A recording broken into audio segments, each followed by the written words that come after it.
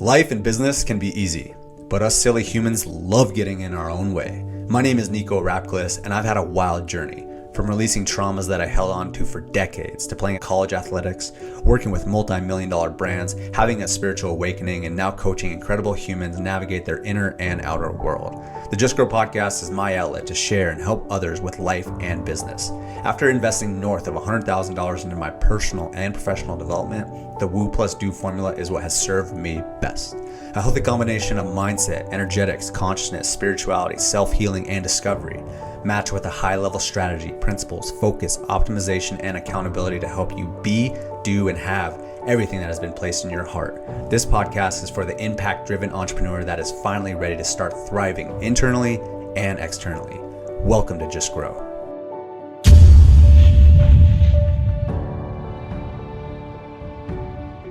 What's up, brother? I'm fired up. I'm ready to go. Like you can't hear that intro and not be ready to grow, ready to change some lives. I love what you're doing, man. Thanks for having me. Yeah, great to have you on, man. It's been cool. We met at Alex Moscow's event. Shout out Alex. That was such an incredible event, and I hadn't been doing many podcast episodes recently, but then it was like that stoked a fire in me to get on the mic and start having some great conversations with some awesome people. We had some cool, really cool conversations around like vision and systems, and that's what your company is all about. So knew that I wanted to jump on the horn and chop it up with you. So great to have you here, Austin Netzley. Yes, sir. Yes, sir. Yeah, I appreciate it. I mean, again, hearing some of the stuff that you do and the vision stuff is so important. And our buddy Alex does that so well as well. And that's actually where it starts. Like we worked with so many successful entrepreneurs all around the globe. First thing that we ask is, what's the vision? Where are you headed? What are you trying to do? Because your business is a vehicle to achieve that. And so oftentimes we get lost in the hustle that we forget that vision. So love everything that you're up to. Love the woo and do. And yeah, we'll talk about it all.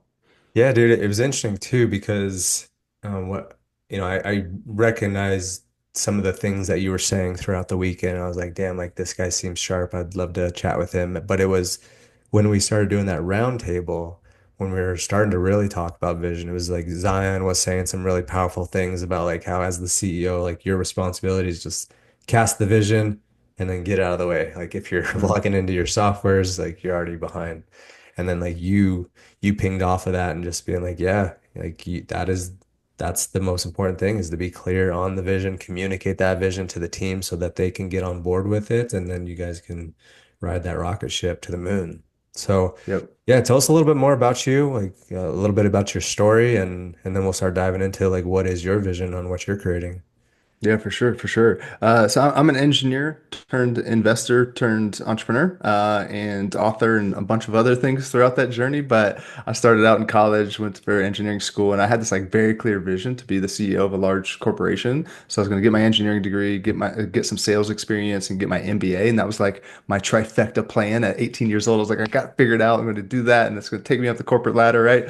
And I started down that path. And a couple years in, it was great. I worked for a massive oil company, learned a ton, got some good exposure to the business world, and realized that was not my path. That was not for me. I was not jealous of people 10, 20, 30 years down the line. They were overweight and didn't have great family lives, didn't have great balance, didn't have the income that I wanted, yada, yada. So I was like, all right, there's got to be another way. And I started to learn about entrepreneurship and then went on to start day trading, got heavy into that, created my own algorithm and automated and built that up. And that was my first business, but it didn't feel like a business because it was just me and the machine, and I didn't have any employees or anything at the time. And building that up, yes, I hit some financial milestones and got out of debt and like did all these different things.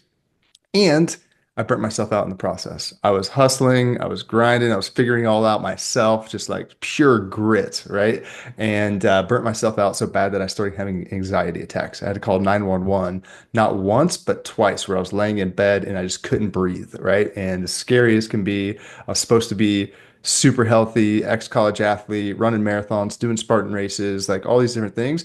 And I couldn't breathe. I was killing myself from working too hard and working very, very dumbly, if you will, right? And that sent me on a journey. I was like, all right, there's got to be a better, simpler way. I see a lot of people succeeding out there in the world.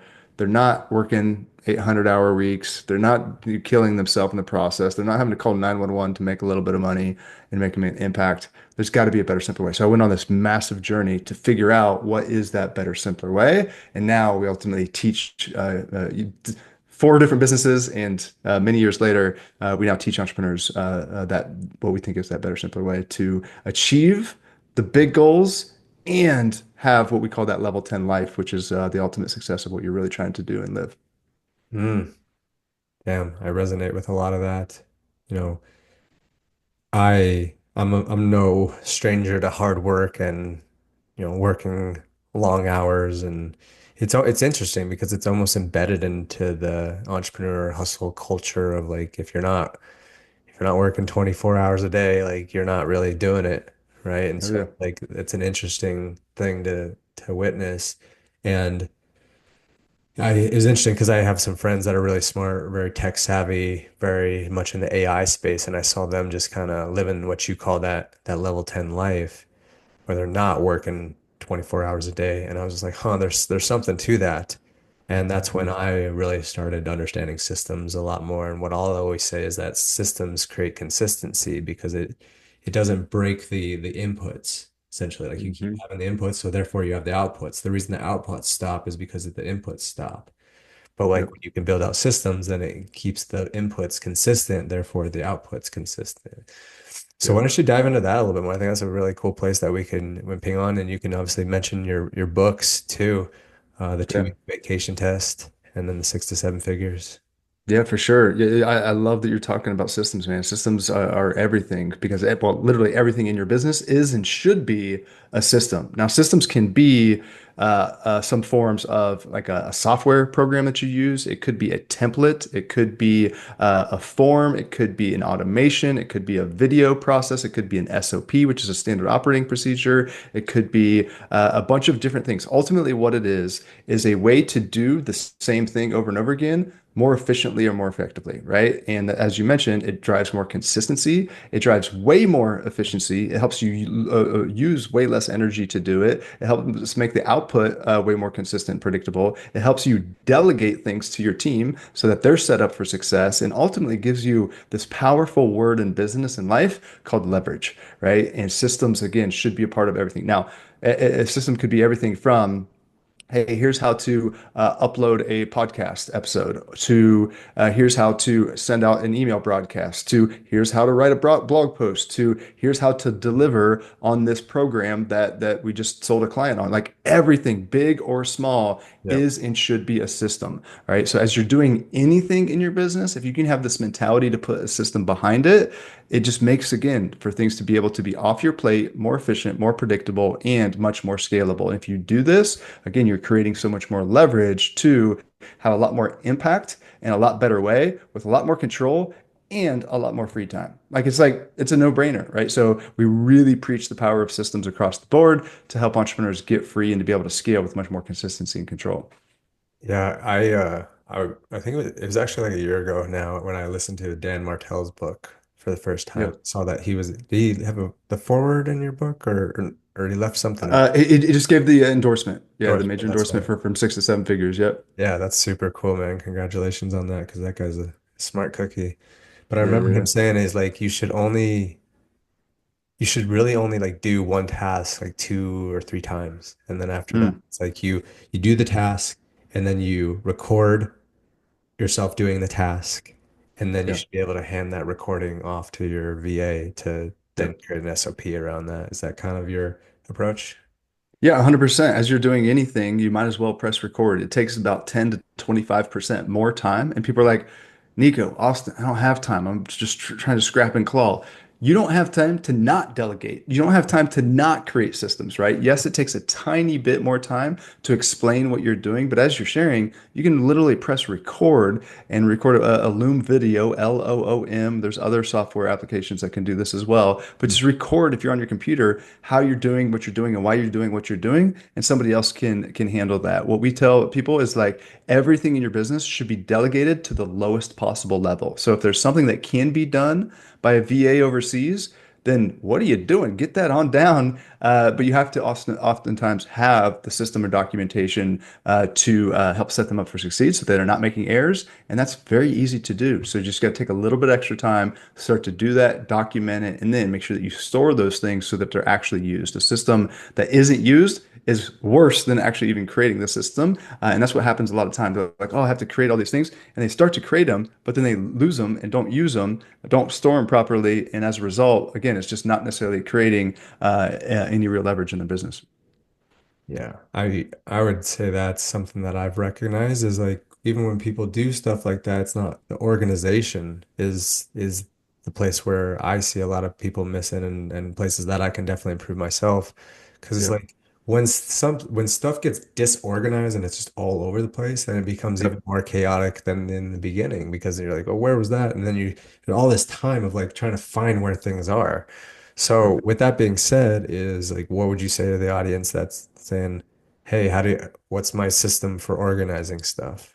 Yep, great question. So, two things. Number one, overall, as a business, we have to keep things as simple as possible. Okay. Because you have to remember, and most people don't realize this until you actually do it. I'm trying to share this lesson so that you don't have to actually do it to learn the lesson. So, complexity increases exponentially as you add on more pieces. So let's say you add on a new marketing channel, or you add on another product, or you add on another person on your team. Any of those add on more complexity because there's more things to manage, more things to do, more things to take care of. You have to have all the systems related to a new product. You have to have all the stuff related to the sales and marketing of it, all the things related to the sales and delivery of it, all the things related to the customer service of it, all the things related to payments. Like it's like literally creating so much more work. Yes, there's a right time to do that, but if we keep the business as simple as possible, focused on just the essence of the business, the 80/20 of the business,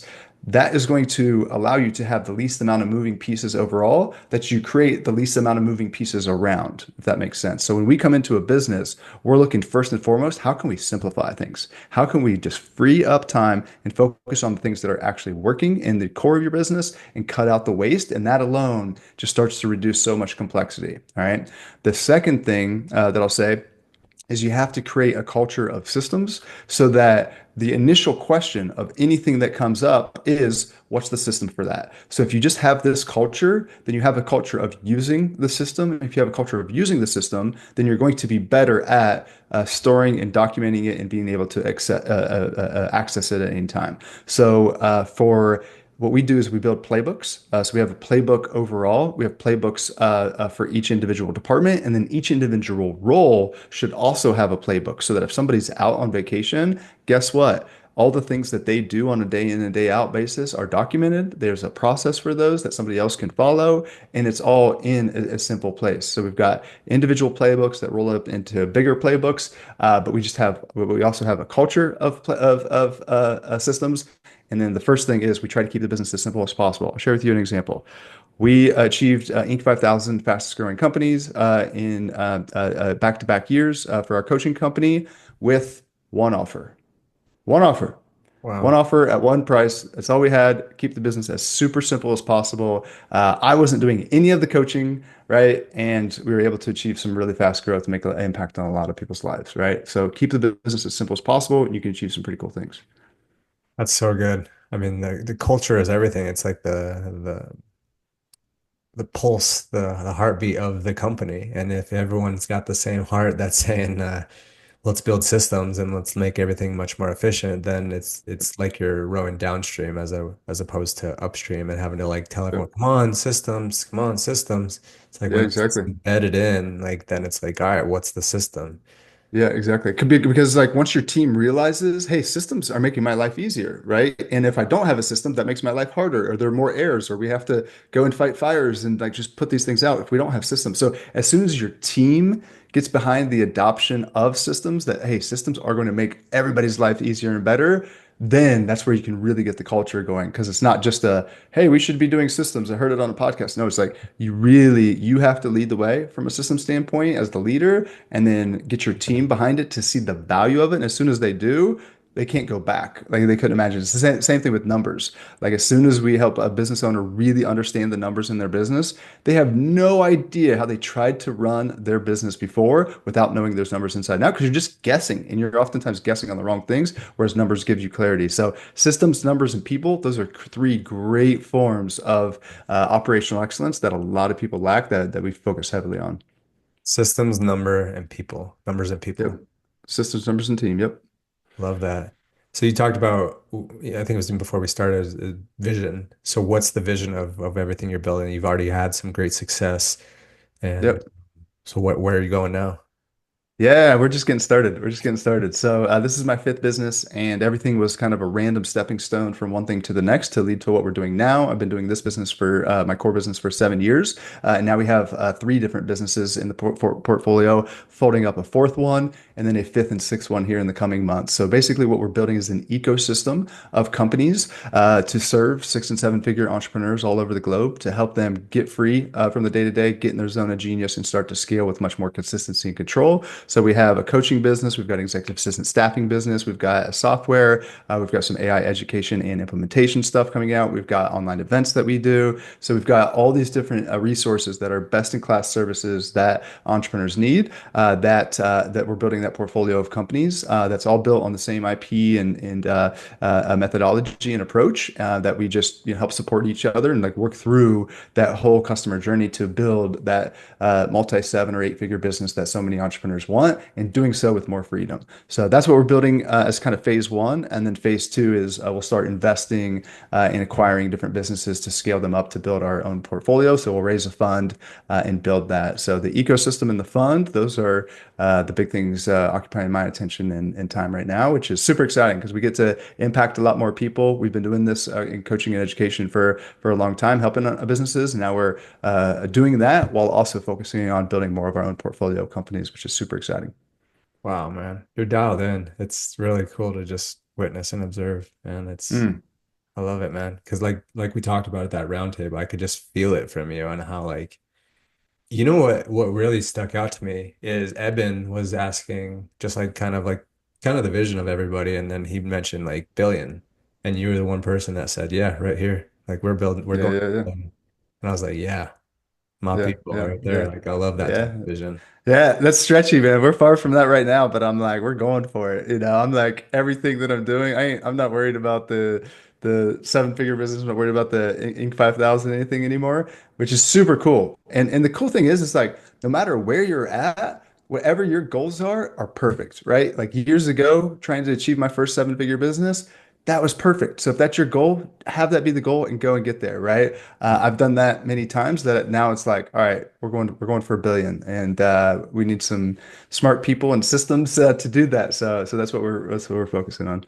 Yeah, I remember seeing something that's I think it was from someone incredibly brilliant, probably one of the fastest growing companies. I forget what it was exactly, but what he said is that the only responsibility of a CEO is to cast the vision, clearly communicate the vision to the team, hire the best people in the world, and get out of the way. You can't summarize it much better than that, honestly. You know? Man. So how do you cast the vision to your team? Regularly and repeatedly. Yeah. And so we have a set meeting cadence, and between the portfolio companies, between the individual company, we're always pushing and reminding of the vision, always getting people excited about what's happening now, but most importantly, where are we going in the future, and how does the work that we're doing build towards that? So it takes a lot of repetition to repeat yourself of the vision because like we live in our head, so like it's clear to us, but like they're not in all these meetings, they're not going to all the events, they're not having these one-off conversations. So we just got to consistently remind. So we got to document so that they can see it, so they can feel it, and then we've just got to remind them over and over and over again where they're going, so they see something much bigger than they're present, both individually and as a team, right? And if we see that, A, we've got a North Star so we can make the best decisions to get there. B, Mhm. we can be motivated to work through the small things that we need to. C, we can build the proper steps and systems so that, we have more leverage to get there faster and easier. But it's just so key. Like from a hiring standpoint, as soon as somebody applies for one of our roles, the first thing that we send them is like, hey, here's the vision, here's where we're going, because we want to get them excited and fired up, and we want to make sure that they're aligned with that. Like if they're not excited and fired up about that, they're just not our people, you know. So we call it vision crossover. We need that as a team. But the main thing that I want to highlight there is the repetition, and we do that again through our certain meeting cadence. Oh, yeah. I mean, that's so big. Have you ever heard of the phrase space repetition? Mm-mm, no. It's basically you keep on embedding that deeper and deeper, and the more you listen to it, the more you hear that, the more you speak it, the more it seeps down into your subconscious, and then it becomes actual internal, and it starts shifting your identity because of it. So Yeah, it's what super you're cool. saying. That's what I mean, that's the vibe we're on. I mean, that's why. So I don't know if I shared this with you, but after we create the client's Vision Espresso, we have them listen to it for 75 days in a row. We call it 75 Wow. easy as opposed to 75 hard, Yeah, because then it embeds it deep into their subconscious. And then I've been listening to mine, for 4 years straight, like every day, every day, every day. It's yeah, just seeping deeper yeah, and deeper. And then having the team listen to it as well. So this might yeah. be a good time for us to actually have you listen to the one that I created for you, and then we can riff on it a little bit further. Let's go. Let's go.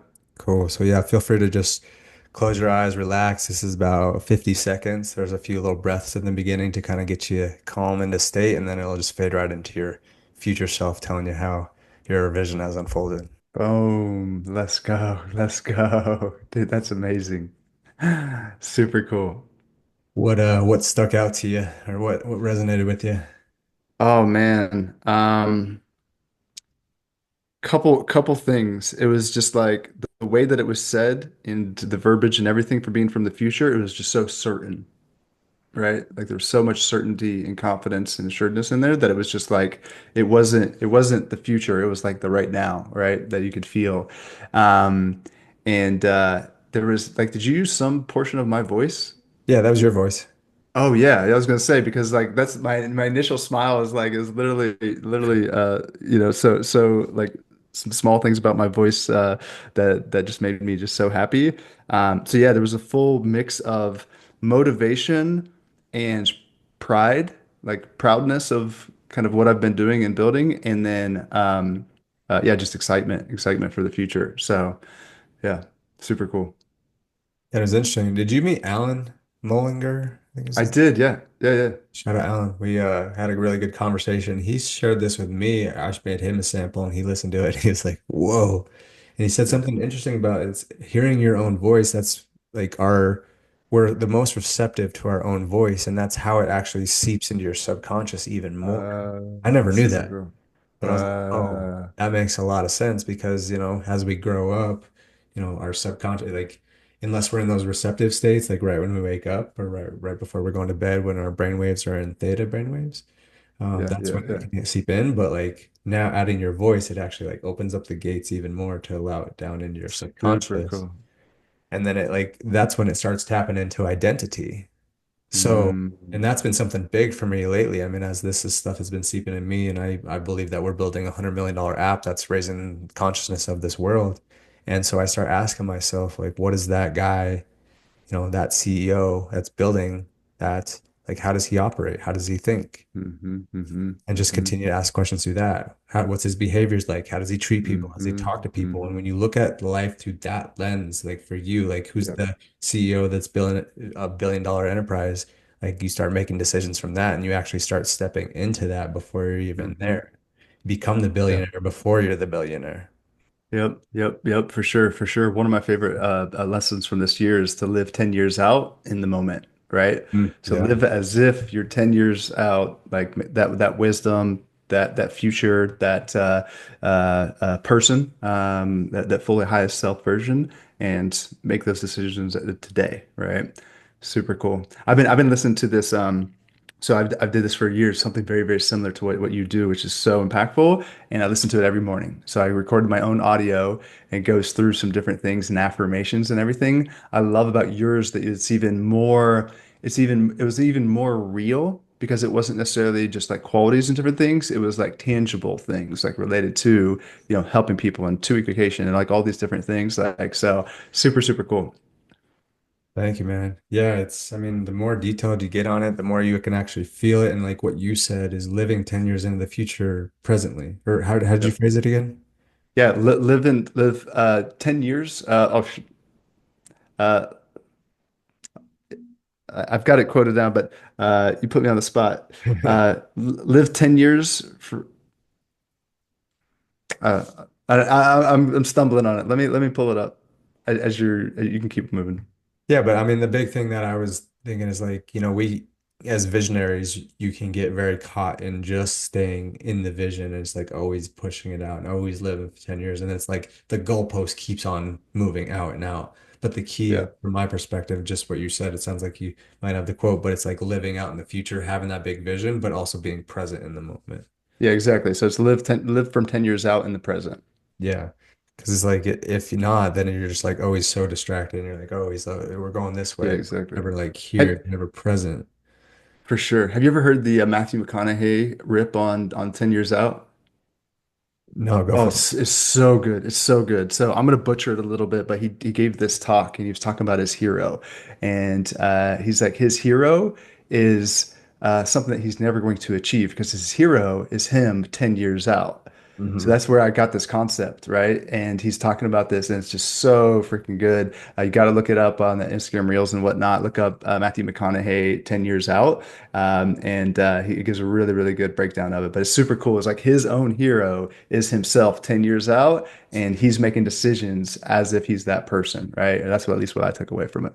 Yeah, damn. That's so cool to hear. Because it really is. It's just like when we start like looking at our heroes as someone that's like, oh, this person or that person, rather than Yeah, like the person that we're continually becoming, I feel like yeah, that's when you get in trouble. That's when you start idolizing other people and then you put people above you. And then that's when like judgment can come in place because you're seeing people above exactly. you and then you start seeing people below you as opposed to just like everyone's equal. If we just focus on Exactly. ourselves and our heroes are our future selves, like that keeps this whole world in a really beautiful spot. It's so much healthier, so much healthier. Comparison is the enemy, right? And so oftentimes, especially with social media and all these different things, like even when I started sharing, it was like, hold on, these are my goals, but like, don't feel any worse about your goals based on this. You know what I'm saying? It's because I used to compare myself a ton, and I'm working through that. But exactly what you shared, if we can be our own hero and live towards that, get better every single day, and move towards that, like that's success in my opinion. Yeah. What would you say to somebody that has challenges with those comparison patterns in themselves? Yeah, yeah, yeah. Well, first of all, use your app to create some audio to start every single day from that future self of who you're becoming, right? Second is definitely minimize social media. I've always been pretty low on social, and like I went years and years without scrolling even once, which is kind of mind blowing for people, Wow, right? that's amazing.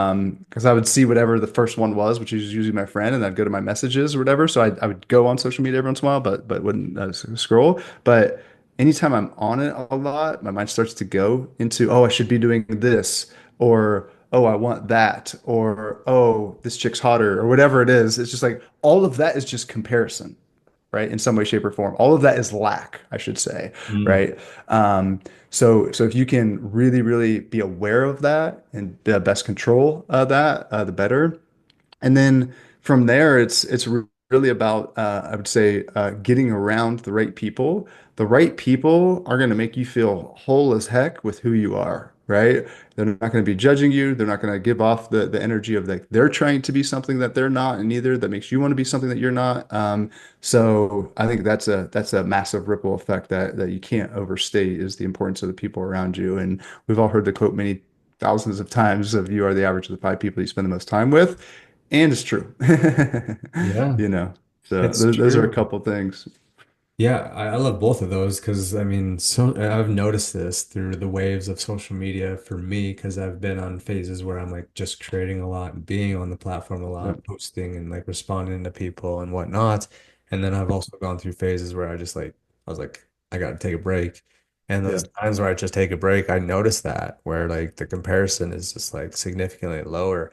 And I yeah. also notice when I do get back on, it's like how quickly that comes up. Oh, yeah, for Like sure. where the 100%. event, I was like, oh, how did I not get invited to that, or whatever it is of like, oh, Mm, so it's a wild conversation around yeah, social media because it's such a powerful tool, and a lot of us have connected with each other because of the fact I've connected with so many people because of social Mm-hmm. media. Mm-hmm. And at the same time, it's like it can really take you over, at least from my experience, if Mm-hmm. you let it and you're not intentional around it. So I mean, everything comes down back down to intention. Like we could trade the word intention with vision. So it's just like Mm. where you want to go intentionally beforehand, as opposed to just being reactive. And then you talk about the people you're around. It's like, yeah, it's cliche and people always say it, but are people is it's common sense, but is it common practice? Right? Because like people hear that, but then it's like, okay, well, let's take audit of the people around you in your life. Do they make you feel better? Or they make you feel Mm. whole and complete? Or is it people that are kind of like, you know, you know, 70% supporting you, but Right. when you really succeed, they're kind of like, So it's like being very like taking audit of the people around you, and I think that changes too as like you evolve, you grow, like you evolve into a whole different person, and it's like I've noticed that as I've grown and grown, it's like I think it was the quote that they had at the event is like when the vision is clear, everything that is on frequency will stay with it. Everything that is not will Mm. fall off. And so it's like you got to Mm. keep on auditing. Like you continue to get clarity on your vision every day. You keep on evolving that, but you keep on evolving your circle because if not, like the weight that's not meant to be there will drag it down and it'll hurt the vision more and the team. Yep, yep, for sure. That's such a good quote. Mm, love it. Yeah. Well, Austin, this has been a really cool call, man, or podcast, I should say. Any last any notes that you want to just that are really alive for you right now that you want to share with the audience? Yeah, I would say related to what we're talking about as far as comparison and whatnot is like a thing that's just coming up for me is like entrepreneurship in this life of growth that everybody here listening is kind of signed up for, right? Uh, it's a long game. It's a hard game. So everything related to how we make it harder and beat ourselves up, we need to minimize. Part of that's comparison. Part of that is also just give ourselves some grace, give ourselves some time, understand that it's such a long game, right? And if we can do that, we just make the journey a lot easier. So I've been an entrepreneur for 11 years now, and it took me probably closer to 9 of those years to really like slow down and just realize, okay, it's all going to be there tomorrow. And I went through different phases of this, of course, but like to really, really, really fully detach myself from the business as far as the emotional tie, the putting myself down or whatever. Like it really took me 8 or 9 years to really do that. So I'd just say with everything that we're talking about, give yourself some grace, play the long-term game, build systems and stuff for the long term. And if you do that, you're going to enjoy the ride more and make more better decisions and do more things that are in alignment, which ultimately leads to more success and more happiness anyways. So don't get caught up in the hustle and the day-to-day and the short term. Start with the vision and then play the long game towards that and enjoy the ride as you're doing. And I think a lot of these other things will be easier as you do that. What would your previous self would have said to that? Like when you're in the hustle, you're in the beginning stages and you hear those phrases, like how do you think your younger self would have responded to a message like that? My younger self would have just been so focused on all the things that I have to do now because my thought would have gone to, okay, I'll do that when I achieve X, Y, and Z, or once I get X, Y, and Z done, right? So it'd still bring it back to the short term. But what I'd do is I'd grab self on this, my younger self on the shoulders and be like, listen, everything's going to be there. So I want you to think 3 years from now, 5 years from now, 10 years from now, what should you be doing? Okay, you should get really good at hiring great people. You should get really good at building systems so that you don't have to do everything yourself. You should get really good at model and strategy and thinking what's the most strategic thing to do instead of how to do it most efficiently and fast yourself, right? I would get really good at networking. I would get really good at positioning and things that are longer term instead of how do I do this? And how do I do Facebook ads? And how do I learn this particular thing? And how do I do this new thing? It's just like all those building blocks that lead to 3, 5, 10 year success. That's what I would like try to bring my conversation back to, because my mind would not go towards that. It would understand the importance of those things, but also go back to, yeah, but X, Y, and Z, I got this new product launch and I just did this. And it's just like all this new stuff and short-term stuff. That would be the back and forth that I would have with my younger self. Yeah. That'd be so wild to be able to actually do that. Oh yeah. It's actually a beautiful process to do that now, right? We're talking about 10, live 10 years from now in the present. Yeah. Close your eyes after you do your vision and have a conversation, right? Like have a conversation with your future self. Some of my favorite meditations of all time are the ones where I meet my future self. We did one together, Yeah. right? At Alex's event where we met our future self and got a little bit of guidance, right? That's a powerful thing to do that again, I think somebody can do on a regular basis. Wow. You know what? You just gave me an idea is you could probably create like we could do a custom GPT, or you could even just like throw it into chat and say, hey, I want you to 100%. act like as my future self and I'm going to have a conversation with you right now. 100%. 100%. No brainer. So there's one other thing that you said as a common thread across everything you just said is, well, it's interesting how you just started with vision on everything. It's like have a vision for getting clear, becoming a good networker, good at building systems, good at all this stuff. So you said getting good at. What's your process for getting good at things? Learn from people who are great at it, both directly and indirectly, right? So don't try to figure it all out yourself. Just go to different people that are really good at those things. And we call that investing in ourselves in some way, shape, or form, right? So again, if I would have gone back and been like, all right, I'm going to be an entrepreneur for the next 10 years, right? I know I'm going to be an entrepreneur for hopefully 80 years, but let's just say 10 years. At the beginning, you would have thought much more strategically about, hey, what are the skill sets and people I want to learn from now so that I can reap the rewards the rest of those 10 years, right?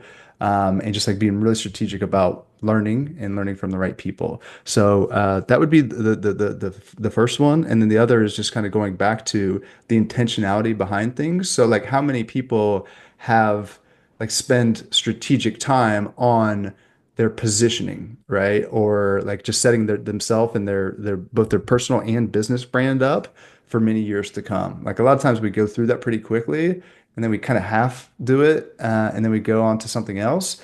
But if you really think about, okay, what's it going to be take to get on this massive stage or get a TED Talk or whatever that big thing is and kind of really think just bigger and think more intentionally about that and build the actions that go towards that because none of this is a one-time thing, right? Those are a couple things that I would do is just like, again, map out, okay, what needs to be true in the future, and then bring that back to what's the most strategic path now, and what are the systems and actions that I can do along the way to most strategically make progress towards those things, right?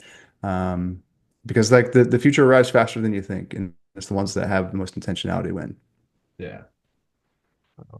Yeah, there was one thing I was going to say to all that. Hmm. Sure, it'll come back to me. But yeah, man, this has been a great conversation. I really appreciate you jumping on, sharing some game, and just getting to connect a little bit further. Where can people find you? And you want to tell them about your books too? Yeah, I appreciate that. I got a couple books that you mentioned earlier. So one's called From Six to Seven Figures. If you're on video, I'm showing that here. And then another one's called The 2 Week Vacation Test: How to Build Your Business to Run and Thrive Without You. So even people actually that are built an 8 figure business have read this book and really enjoy it. This is my most popular one for sure, From 6 to 7 figures. So I'd love to gift these to your audience if you're cool with that. Yeah, definitely. We'll actually, if you live in the U.S. or Canada, we'll ship out the books. No credit card, no hidden, strings attached or anything there. Because I think the books will open your eyes and show you a different way to take back control of your time or scale faster to the next level. So you can get those at 2x.co/friend. That's 2x.co/friend. And just put in Nico's name and we'll ship those out for you. So a couple books, you can pick either one that you want or both of them. And I think I'm really proud of them. I love writing books, and we get a lot of feedback. You can check out the reviews and stuff on Amazon. There's a lot of good feedback on them. But again, I think that those will be valuable for you. They're super tangible, big text, summaries, tables, tools, different things to go along with it to hopefully show you some of the things that we've learned over the years. So that would be my gift to you, 2x.co/friend. Awesome, man. So 2x.co/friend. /friend, and then they'll put my name in. Yep, yep, exactly. Just put your name and address, and everything else will be shipped to you right away. Amazing. I got my 2 copies here. You gifted them at the event, so they're on the to-do list. So I appreciate you, brother. Let's go. Let's go. Yeah, pumped to hear what you think. Awesome, man. Well, anything else you want to share? Is Instagram, or what's the best place to get in contact with you? Or Yeah, Instagram's great. It's just my last name. So it's at Netzley, Netzley. N is Nancy, Etzley. Check me out there. I'm not posting a ton right now, but we're getting ready to start to post a lot more. But we've got a ton of resources there. But yeah, would love to connect and just shoot me a message and tell me that you came from this podcast. And would love to hear how I can support. But love what you're up to, Nico, man. Keep doing it. We need more people talking about the things that you talk about. So again, truly inspired by all that you're doing. appreciate you, brother. Thanks for coming on the podcast. Absolutely.